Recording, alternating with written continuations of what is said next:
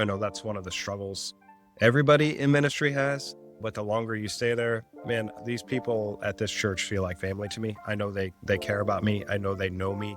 I don't feel like a staff member around them. I feel like a family member around them. They've watched my kids grow up. They've poured into my kids.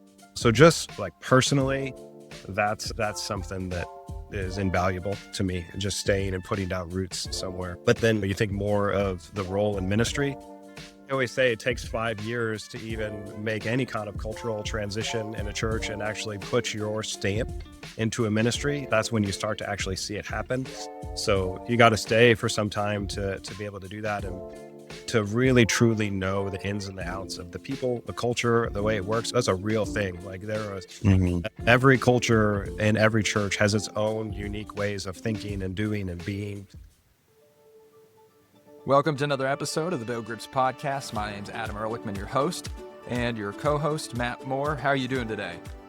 I'm doing good, Adam. Just plugging away, man. End of the year's here, and just trying to finish strong and finish well. This will probably be published after that, but yeah, been a good year, and it was good ministry, and excited today to have our friend Matt on. So it'd be fun having two Matts on the podcast. Y'all, just say a prayer for me. It will work retroactively, I believe, because it could get confusing quick where I say Matt and then one Matt speaks or the other Matt. And so this is going to be interesting. You know, my brother is also named Matt. So now I've got like a trifecta of confusion happening in my brain. But we've got good coffee this morning. We're going to be good.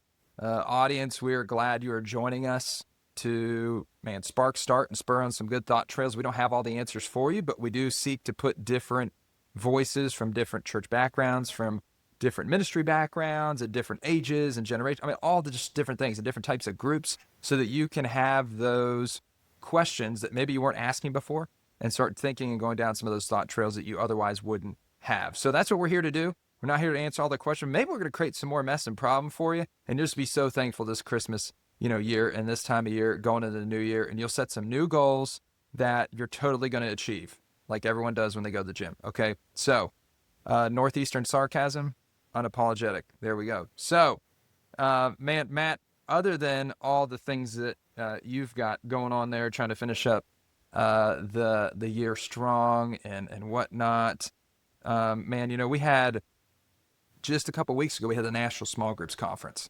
and you were there. Actually, you were both there, and exciting news. We are now, by request of churches in other major cities, we're going to be going on tour with the National Small Groups Conference next year in 2026 into several other major cities. I can't say how many or where yet because we just like to tease y'all. And, where would the fun be if there wasn't a little bit of a tease? So, how was that? How was the conference from your perspective? Oh man, I loved. I'm energized by people, and so just being with other small group point people was just energizing for me, and hearing what other people are doing, getting ideas, being encouraged, being able to encourage others. It was a sweet time, man. You had a good crowd of people and some real heavy hitters of people that have done it for 30, 40 years. That one of the things that was impressive to me just about those men was just how open they were to share their expertise and their love for what they do and the passion they have for what they do. Still after that amount of time, that was super encouraging to me in my role. I still consider myself young, even though I'm not. So I think you're yes. young. Yeah. You're very young and good looking, Matt. Don't worry. Well, thank you. This is there's only audio on this. If you're on YouTube, don't worry about that. Okay. Yeah. So, yeah. Well, no, we had a good time. It was great. But no, excited for that and to see more of what is to come with that. And our guest, Matt Lear from Church at the Cross, he was there as well. And so, Matt, we'd love to hear what were your thoughts, man, on the conference and opportunity to jump in. Yeah, well, you guys made it really easy on me putting it in my backyard. It was in Grapevine, Texas. So that's where we're located. And man, it was super helpful just to have a chance to go, like you said, I would echo everything you said. Just a chance to go and sit at a table with other small groups pastors that are trying to do the same thing. And I just find so often when we do things like this podcast or sit in moments like that, it's not that you're hearing things you've never heard before. It's that you're just getting reinforced and simplifying things. And there were so many things that I left and took away from that were really, really helpful for me to take back and just remember, things that we're trying to do and accomplish here. Super helpful. Well said. Well said. Yeah. So you already started to hear from our guest, Matt Lear from Church of the Cross. And Matt's a good friend of mine. We've done a few things together. Our churches occasionally do things and get together. And I've got to know him here over the last year or so and just been greatly encouraged by your ministry, and excited to have you on today to have you share what's happening at Church of the Cross. Why don't you introduce yourself? Tell us a little about your background, your family, your ministry, how long you've been there. Yeah. Yeah. Well, before I do that, just echo the same thing, man. It's been great to meet you. Probably about 2 years ago now, our church has started. There's a collection of about 10 churches that get together, and just like-minded churches trying to do the same thing, and a collection of small group pastors that will meet up in that. And I got to meet Matt through that, and it's just been a good source of encouragement. So I've enjoyed hearing from you and just you taking the time to share with me what you guys do and your heart for things. So feel the same way, man. So yeah, I've been at Church of the Cross for 7 years now. Actually came here for the residency program. We do a church planting residency program. Decided that I didn't really want to plant a church, and so they moved me permanently full time into the small groups role here at Church of the Cross. And I've been doing that ever since. The role's kind of expanded and grown since I've been in it.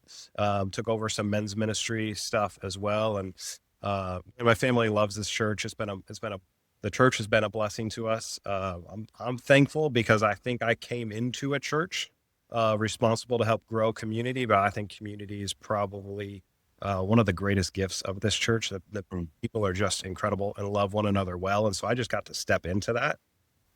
Super thankful. My family has benefited from that, and I've been married for going on 17 years now. Kind of lived in a lot of different places, but Grapevine feels very much like home for us now. And 3 little girls, so I'm a girl dad through and through. I've got a 10-year-old daughter, an 8-year-old daughter, and a soon-to-be 6-year-old daughter. So I am vastly outnumbered and love every second of it. Well, enjoy it. My daughter's 16 and still a treat. She'll be 17 next month. Junior in high school. We're starting to look at colleges. And so everybody says it goes quick. It goes quick, but it goes quick. No, I'm just shooting to believe those years aren't coming. We're just going to. Yeah. Well, it's fun in its own way. But, man, one of the things, love to hear a little bit more about your background and just the benefits of being at one church for 7 years.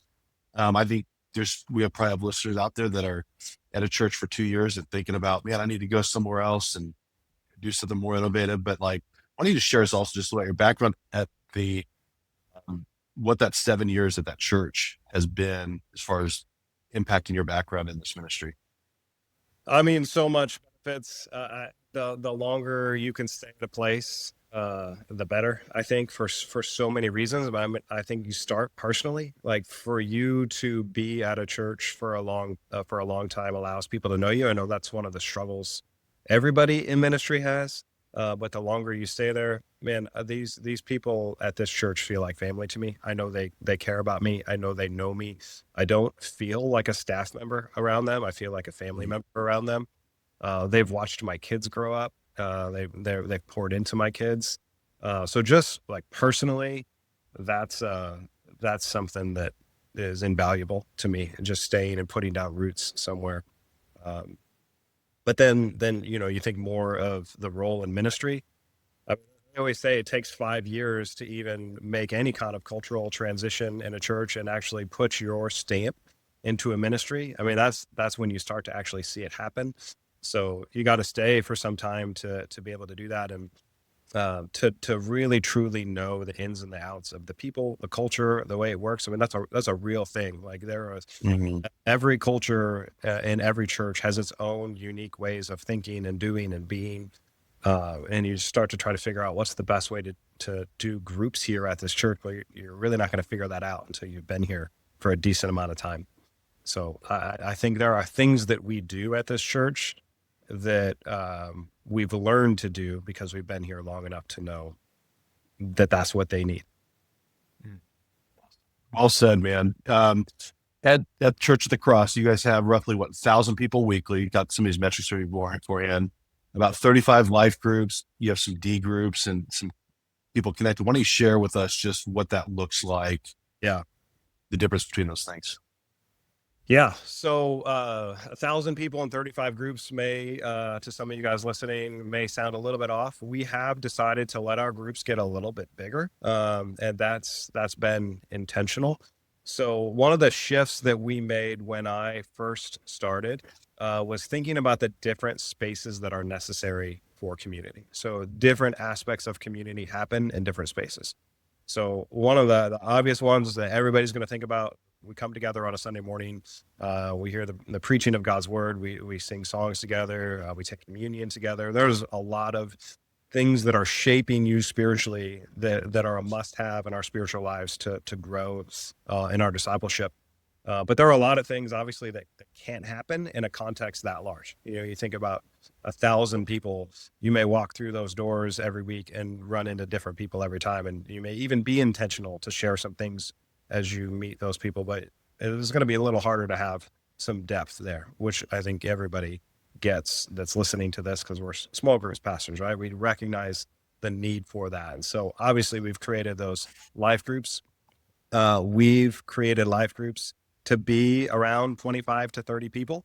And we've given them the freedom to really focus on the one another's community and just caring for one another in that space. And so our life groups will meet together. We have groups that will meet on a Sunday morning in church. We'll have groups that'll meet on a weekday in homes.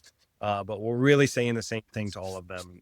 Eat together, have a meal together, just spend time getting to know one another. There's so much of those one another's that we learn about biblically that just happen in the everyday space that you can't plan for. They just happen when you're together.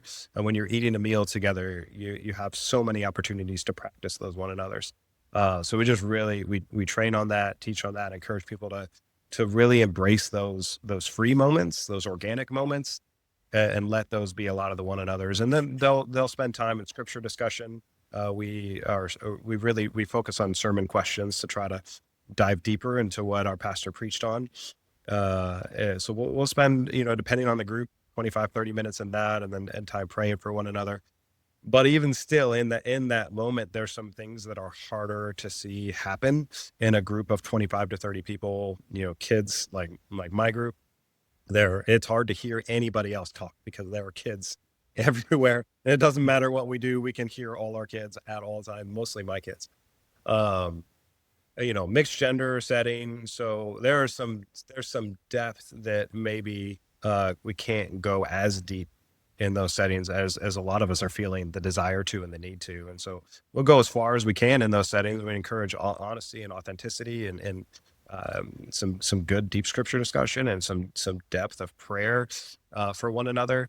But we've really felt the need to create our discipleship groups. And so discipleship groups are really where you get into that nitty gritty. We're really going to push one another, encourage one another, and grow together spiritually. So those are small groups of about 3 to 5 people, same gender. They meet at a completely different time than their life group in a completely different space. But those groups usually form through life groups because that's the people that you already have relationship with.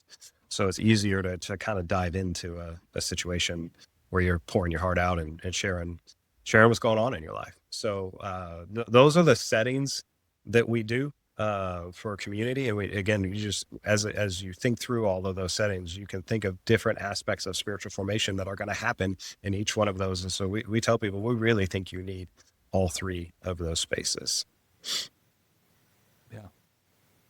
Yeah, that's good. So, and if I can add this too, that sounds like a lot, and it is a lot. And I'm not going to hide from that is a lot.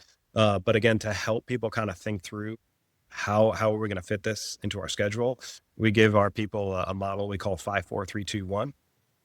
So it's spend as a believer, spend at least 5 days a week in personal devotion and scripture and prayer, 4 times a month in the service, Sunday morning worship service with a gathering of believers, 3 times a month as a discipleship group, twice a month as a life group. And then one time a month, we encourage life groups to go to our corporate prayer gathering.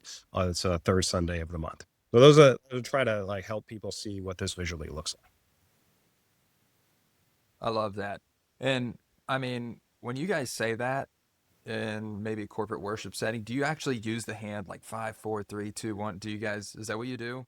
Yeah, I could suggest that. Maybe that'll get passed. I could do that. I've never tried that. I just feel like that'd be so sticky and memorable and fun, and every kid would have their mom and dad doing. Yeah, sorry. That's what I was like. We Five, start them young. 4. Yeah, start them young. There you go. Yes. You go. You're Kids like, ministry, start a kids ministry. That'd be great. Yeah. yeah, you're like a Longhorn or A&M Aggie fan. You're starting them way I'm young not. and I'm not indoctrinating. starting that war here. I'm not from Texas, but I've learned not to start that war. Yeah, just let that one go. We can all hate in the Sooners, and everyone in Texas, is amen in that. So, Stay away. yeah. So we always share a little bit of the metrics just for people to have some contextual perspective on what you guys do and what you're offering versus what they might be able to offer and implement. Because we don't want anyone to like wrench something out of context and go, "Oh, that church of 10,000. Like, why aren't we doing that at our church of 200?" And Mhm. well, that is why, right? So. Yeah. I love how you guys are offering these different types of groups that meet different needs that people have as they're coming in their spiritual journey, right? You said that there's the life groups that are a little bit larger. They are doing the one anothering. It's probably a little bit more of a casual feel at times, but open, approachable. And then you guys have those D groups that come out of your life groups that go into a little bit more depth, does have that authenticity to transparency that it can open up more. You probably don't have those kids' ears around there too, that Yep. people can share a little more freely. And no, I love that. And I think one of the things that's been really good I've seen with churches in the last decade in their small groups ministry is that they have gone from just a singular type of group offering, but they're becoming more diverse with different options Mm-hmm. and meeting people where they are, not a one size fits all. Yeah. I mean, you look at our metrics and all that. You're gonna from the Sunday gathering to our life groups to our discipleship groups. It's not the exact same numbers, right? There's different needs. And obviously we're asking everybody to be in that morning space. When we're asking everybody to be in life groups too, but there's a little bit of a drop off, and then there's even more of a drop off into our discipleship groups because it gets a little bit more personal and intense as you do that. For sure. It raises the bar on that commitment and leading in and serves it a bit, probably a bit as a assimilation funnel for you guys, I would imagine, to some For sure. degree to identify potential new leaders or Yep. those who are committed. And For sure. so that's great. Well, let me ask you this question, Matt. There are always, especially if you're at a church for 7 years, some people they're listening, they've only been there for a year or 2 years, or they're just starting. And so they don't have the luxury of what you do just yet. And then there are others who have been doing this at their church for 10, 20, 30 years, and they might just need their memory jogged a little bit, reminded. And Mhm. so I think that you could do that for them in answering some of this question, because there's always these formative moments that we have and start to see in the formation of our small groups ministry as you're there for any extended period of time. And so I'm just curious, what are maybe some of the mile markers that you guys have hit, or just some of the things that have been very formative for you in your small group ministry journey as you've been involved in it there at Church of the Cross? That's a great question. So I was fortunate enough to come in at a time of transition. So we did not have discipleship groups when I started. But we kind of used me moving into that position to transition into a casting vision for discipleship groups, and that made it really nice.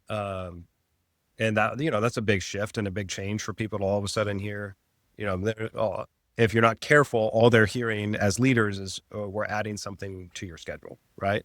Um, so that was a big shift, and I'm not sure this is exactly what you're asking, but I do feel like it needs to be said. Man, I sat down with some small groups ministers before I started in my role and was like, what's the one thing you can tell me? Like, what's the best piece of advice you can give me?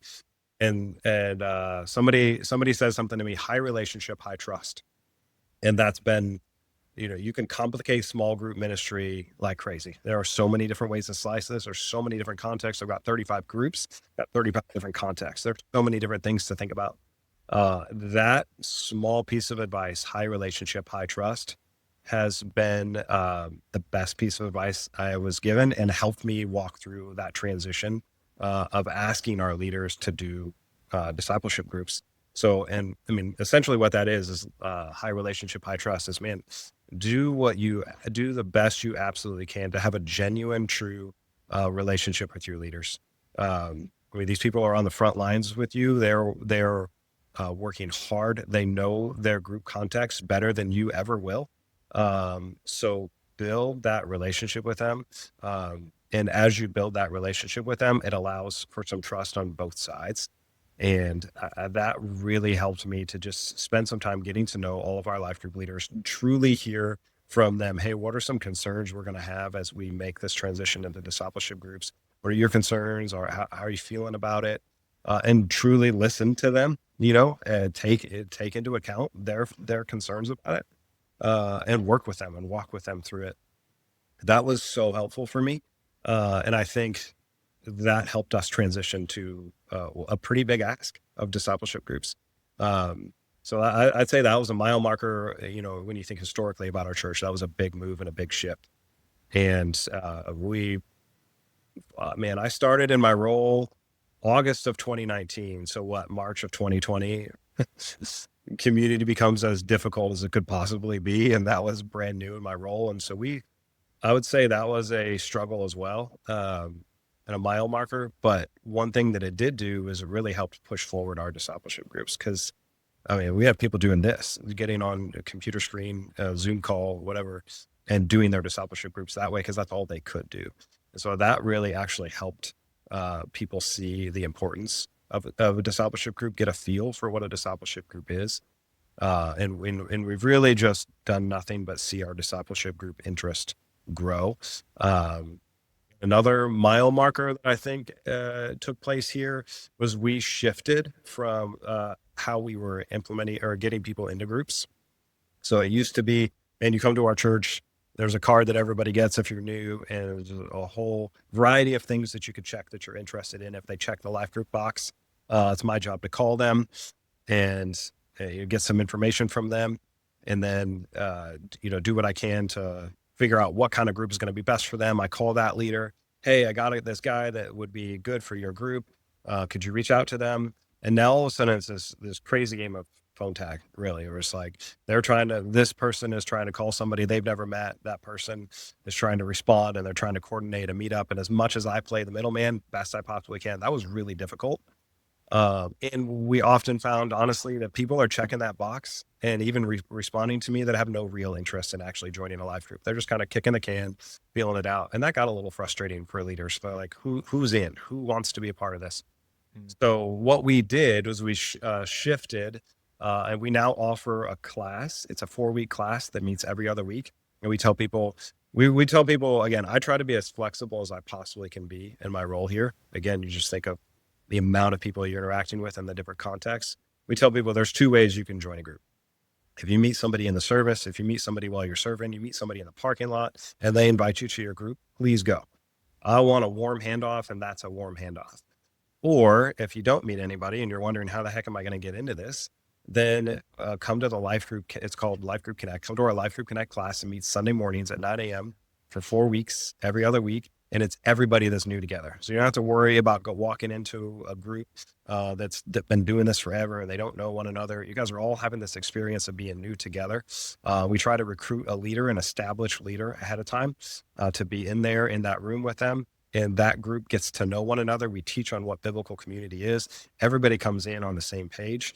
And typically what we're able to do is launch a brand new life group out of that. And again, my goal is always a warm handoff. And that establishes a warm handoff. We're heavy on icebreakers in there, just anything we can do to break the ice and help people get to know one another. And sometimes it doesn't work that way. And we at the last class, we'll bring in 4 or 5 group leaders, and we'll say, hey, we think these would be good groups for you guys. But again, warm handoff. And we found that to be really helpful for the maturity of our groups because people are coming in, understanding what we're asking of them in community. And we've just found our groups have been healthier since we do that. And leaders are happier because they're getting people that they know are committed to their group. So again, when you're asking about mile markers, that was a big shift for us, big mile marker shift. And one of the things I love, Matt, about that is that all started like that. The whole thing started with, and if you're new in a role, I think you handled it so well of meeting with your leaders, asking them questions before you make any change or do anything. Yep. Brings that high relationship, high trust. Yeah. But you also learned a lot about the culture. Yeah. So much. So there were things that, those leaders said. I talked to our executive pastor after that, after I met with all leaders, and he's like, "What'd you figure out?" I was like, "Man, they all said two things. They all said they're tired, and they all said, please don't make us multiply again," because they had all been multiplying so fast and so often. And so they were terrified of that. So did that mean we just shut down multiplication and we don't do it anymore? No, but that definitely is going to, I'm going to take that into account when I consider how we do multiplications here at Church of the Cross, so that was really helpful to understand that. I would have never known that if I didn't do that. I think there's so much value in what you said there on that mile marker of how you connect people into it, because your existing base of leaders and groups, they can get that fatigue, right? Where it's like another new person. I have to hit the reset button on trust and start this new relationship all over. I can't confess my sin this week, or I can't be transparent because I don't know if that person over there can keep confidentiality of my personal business, right? Yeah. And so I love that different method that you had, that you introduced on, hey, let's bring all the new people into one. You can now purpose that Sunday morning, whatever, I think you call it a life group interest sort of meetings thing. And it's like now everything can be spoken to building new relationships, as opposed to, we had a group where they had been around for multiple years. They'd have a lot of new people visit their group. They had this culture of community they had built that was good and biblical. It wasn't a clique, wasn't bad, it was good. And they wouldn't get to have that. And then the new people were struggling to like crack through that. And so at the end of the day, neither one was having that goal accomplished. They weren't deepening community, and these people weren't starting new community. Yeah. And it was like, man, so I love your suggestion and how you guys made that that pivot and that change there. Yeah. And, a lot of churches in the DFW area, a lot of church growth is people who have been in community before. They've been followers of Christ for a while. And, just a group growing and multiplying and having to go through what you're talking about over and over and over again, with somebody who is capable of being in community on their own, what I think was a bit hard. I think when we think about multiplication, I mean, our dream is that multiplication is happening because an unbeliever is coming to know Christ through that community, through the love and unity they've seen within that community, and they get added into that community, and then it grows and it multiplies. That's like the dream of community, or of multiplication, is that it multiplies for that reason. If you're multiplying over and over and over again too quickly, kind of from that transfer growth mindset, I think that's what, at least our leaders, that's what wore them out. And again, it's not that we don't do multiplication for that reason. We will. I just try to like slow the pace a little bit when it's happening because of, in that way, if that makes sense. And I mean, I could be wrong on that. It's worked for us so far, but I just try to keep that in mind. Yeah. There's a way that multiplication can be done that puts all the heavy lifting on the group leaders and creates more fatigue. And then there's ways to do that takes it off and makes it more exciting and free and celebratory. But that's a whole nother podcast. So we're not going to go into that today. We won't put that pressure on you, Matt, and be like, hey, could you solve the number one challenge every group's ministry has? Yes. Could you cure cancer before Christmas? Like a Hallmark I can't do any of episode. those. This is going to be a small groups Hallmark episode right here. Here we go. It's a Christmas miracle, Matt. In light of just some of those challenges that you've seen, that you've faced and again, the longevity that you've had to be able to do the small groups ministry there, I think really allows you to see that, to speak to it, and to be able to look back and go, hey, this is what has helped, this is what's worked, some of those mile markers. What are some of the things that you would maybe, practically recommend other small group pastors, staff people, leaders to start doing to try to implement and bring about some changes maybe that their small groups ministry needs? And I know it's going to look different for any, and they're all different starting points, but what are some of the key things that you would recommend they do as they are taking that ministry into some different, new waters, if you will? Yeah, well, that's a great question. Again, I'm just going to go with high relationship, high trust. I think, as our groups have grown, I've had to fight the temptation. We do have coaches, and our coaches are phenomenal. I trust them immensely. But I've had to fight the temptation to just give everything to them, because I think there's an element where, as the group's ministry leader, they need to hear from me and hear my voice and continue a relationship there. And so I think continuing to try to build a relationship, whatever that looks like, in the best way you can, so that you're still listening, you're still hearing from them what their concerns are, what boots on the ground looks like there. So to me, it's just always making sure you're continuing those relationships, and then figuring out what is it that we need to push here, where's some transitions that need to take place, and really is coming up with a communication plan. So, like, if this is what I need to push, how am I gonna make sure that what I'm trying to push is in everything we do? That the language is clear, it's recognizable, simple, and that it's in everything we do. So it's in a men's breakfast. We do men's breakfast around here. It's in, when the women's minister is meeting with a women's ministry, how do I give her language to share about groups, so that we're, when I'm hosting on Sunday morning, or even when I'm preaching, getting that clear language and knowing what it is beforehand, and building out a communication plan for how you're going to get that. It's been super helpful for me. Culture starts to spread that way. So the title of our podcast is the Build Groups Podcast, and somebody stepping into a role, or somebody who's like, man, I've got to build my groups. Man, what's one way you'd encourage them in kind of starting that process? And starting to build groups. Yeah. Yeah. Oh man, there's a lot there. I think being really clear on what being really Only clear on, one. Only one. I mean, I'm going to make it super simple. I mean, be really clear on what you're after. There's a lot of different ways to slice this. So what are you trying to do? What do your groups need to look like? What is, speak with your lead pastor, your elders. What are you trying to accomplish, and get really clear on what that is. You can cause a lot of confusion in the leaders and in the group members when you're not clear on exactly what it is you're after. And when I'm not clear, man, I'll hear it. Like, I don't know what you're asking. What do you want, this or do you want this? And it tells me I'm not being clear enough, and I have to go back to the drawing board and figure out how clear we need to be, and build it out from there.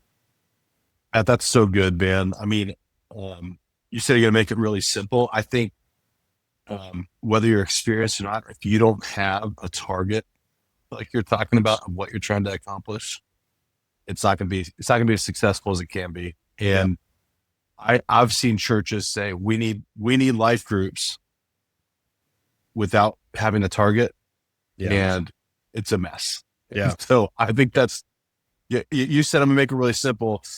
Simple is, I mean, it's very important that we get the simple things right.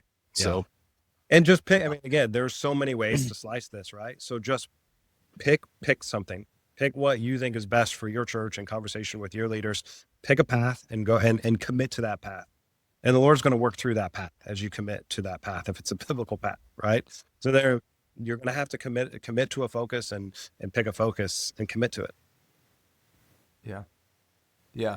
100%. I think the best thing I took away from that I heard you say, I'll translate what I think you said. Yeah. Check with your lead pastor. Don't get fired. No, I'm just kidding. Right. Yeah, exactly. Yeah. Check with your lead pastor and don't get fired. That's perfect. Yeah. No, and I say that facetious, but truly it's like, how many times do you see people get in the vehicle and start driving. They don't have a destination in mind for where that ministry is going. Like Yeah. what Just causes a lot of confusion for everybody. Yeah. right. Like what is success? I don't know. Let's just get busy and, Mhm. let's chop down the tree. And then you realize, well, we chopped down the whole forest and now we failed instead of succeeded. And so, Yep. that's really good word, man. Hey, the way that we finish every episode, Matt, is we always ask this last question. This is my favorite question. I don't always get to ask it, man. I think it's been like a few months since I've gotten to ask it, Matt. So Yeah. I'm glad you're I so get to be the one. generous. Yeah, this is like a I think. Christmas I don't know what the gift. question is. So. Oh, it's the best question, man. It's the best question. I'm just gonna keep talking for another few minutes and keep you hanging and wondering. But no, this is my favorite. What is one story of life transformation that you've seen as a result of groups at your church and involved? Maybe you've witnessed it firsthand, or maybe you've heard it secondhand from someone who's in your small groups ministry. But what's one story of just life change that you guys have seen? Yeah. Well, so that's a great question. I'll say one thing I'm so thankful for is, as we do those life group connect classes, another beautiful aspect of that is it's going to be a wide variety of people, different age groups, different interests. And the only thing they have in common is that they're usually, it's not always been the case, but usually they're believers who want community. Right. And that's the one thing that they have in common. And then to watch those people start to bond and figure out that they can do community together is really cool. And we had a new group launch. Gosh, it was about a year ago, and it just turned out that a lot of those the people in that group were either brand new believers or had never figured out community before. And the Lord had just provided a great leader that had a lot of experience in discipleship, was a new leader, a lot of experience in discipleship, and really good at just drawing near to people. And we got to see all these people that were pretty new to the faith or new to community. Maybe they had been in church for a while, but never really experienced good biblical community, and got to watch them grow together and start to grow in their faith together. And experience community for the first time. It was really, really neat to see that happen again without really anything else in common other than being believers that needed community. And within that, I mean, we had marriages that needed some work and some attention, and it turned out not to be anything major that they needed, but just needed some work and attention, and just being around other believers they found to be a real source of encouragement and strength to their marriage. And just a really, really cool to watch that actually happen. Because oftentimes as a groups ministry, you've got this vision and you put it in play, and you're like, "Is it going to work?" And to see it work was really beautiful. Great. Amen. I love it. We always ask that question last because that's what it's all about, right? It's like all these things that we talk about, from the structure, the planning, or the leadership, and the strategy. It all comes down to, have lives been changed by the gospel of Jesus Christ and invaded the dark spaces in the world to repair and reconcile and rescue?